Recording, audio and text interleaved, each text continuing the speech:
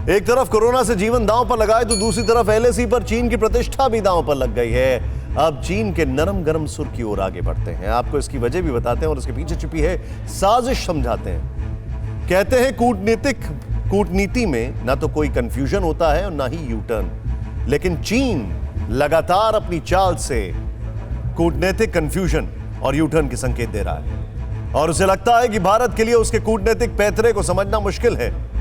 दिल्ली में चीन के राजदूत ने दोस्ती का राग छिड़ा है और माना है कि गलवान में जो कुछ हुआ वो एक गलती थी, लेकिन सवाल उठता है कि महीने भर पहले जिस राजदूत ने दिल्ली में रहकर ही गलवान के लिए भारत को ही जिम्मेदार ठहराया था, वो अचानक बदल कैसे गए। और हैरानी सी बात यह है कि उनका यह कहना है कि ये एक इतिहास की मामूली सी गलती है, छोटी सी।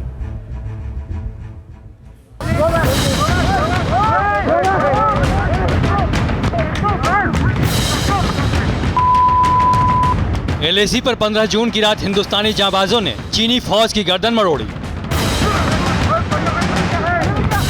डिप्टी सुपर पावर बनकर दुनिया को धौंस दिखाने वाले ड्रैगन ने भारत का यह शौर्य पहले कभी नहीं देखा था। भारत ने चीन की आंख में आंख डालकर जवाब दिया।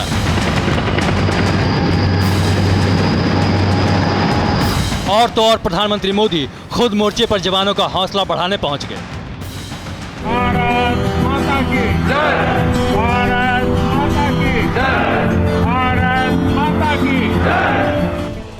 3 महीने में ही युद्ध की संभावना के बीच भारत लगातार अपनी सामरिक क्षमता बढ़ाता रहा और जिनपिंग को भी यह जता दिया कि अगर युद्ध हुआ तो भारत असली योद्धा की तरह जीत का पावर भी दिखाएगा।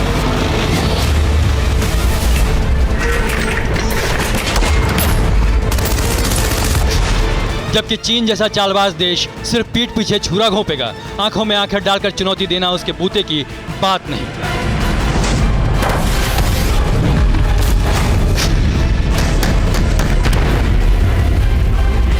भारत के इसी दम ने चीन को बैकफुट पर ला दिया है। अब दिल्ली में बैठे चीनी राजदूत सुन विडोंग ने बीजिंग के इशारे पर सुलह सफाई की बातें करनी शुरू कर दी।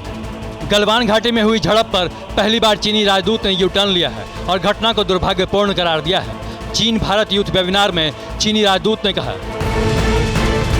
इस नई सदी में द्विपक्षीय संबंध आगे बढ़ने चाहिए, न कि पीछे। हाल ही में बॉर्डर के इलाकों में एक दुर्भाग्यपूर्ण घटना हुई थी जिसे ना तो चीन और न ही भारत याद रखेगा। अब हम इसे ठीक करने के लिए काम कर रहे हैं। ये इतिहास के परिप्रेक्ष्य से एक संक्षिप्त क्षण है, ये इतिहास के लिहाज से एक छोटा क्षण है। ये बात अलग है कि गलवान में जो कुछ हुआ वो इतिहास का एक छोटा सा हिस्सा मात्र नहीं है, लेकिन चीन के राजदूत का घबराहट भरा सुलह सफाई वाला बयान इस बात के संकेत हैं कि बीजिंग की धड़कनें बढ़ी हुई हैं। वरना गीदड़ भभकी देने वाला चीन 70 साल के कूटनीतिक रिश्तों की दुहाई न देता। जिस देश के लिए समझौते और दोस्ती मायने नहीं रखते, जिसकी फितरत दगाबाजी और झूठ है, वो भारत को प्रतिद्वंदी के बजाय दोस्त बता रहा है। सुन विडोंग ने वेबिनार में आगे कहा, चीन भारत को एक प्रतिद्वंदी के बजाय एक साथी और खतरे के बजाय एक अवसर के रूप में देखता है। हम द्विपक्षीय संबंधों में एक उचित स्थान पर सीमा विवाद को रखने की उम्मीद करते हैं, साथ ही संवाद के जरिए मतभेदों को ठीक से संभालने और संबंधों को पहले की तरह वापस ट्रैक पर लाने की उम्मीद करते हैं। दरअसल ये वो सुन विडोंग है जो 1 महीने पहले तक भारत को सिर्फ नसीहत देते आ रहे थे। चीन की सेना को छोड़कर भारतीय मीडिया को संयम और शांति का पाठ पढ़ा रहे थे। विडोंग ये भूल गए कि जिनपिंग का सरकारी भोंपू हर दिन भारत के खिलाफ प्रोपेगेंडा वीडियो जारी करता है, फेक न्यूज प्लांट करता है, हिंदुस्तान को युद्ध की धमकी देता है।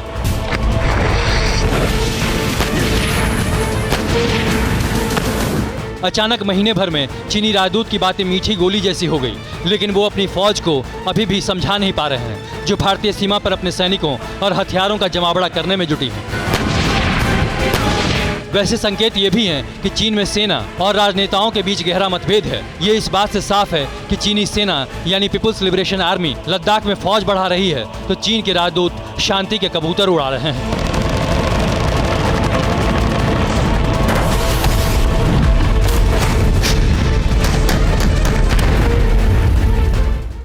न्यूज़ टॉप 9 रोज सुबह 7 बजे और शाम 7 बजे सिर्फ TV9 भारतवर्ष पर।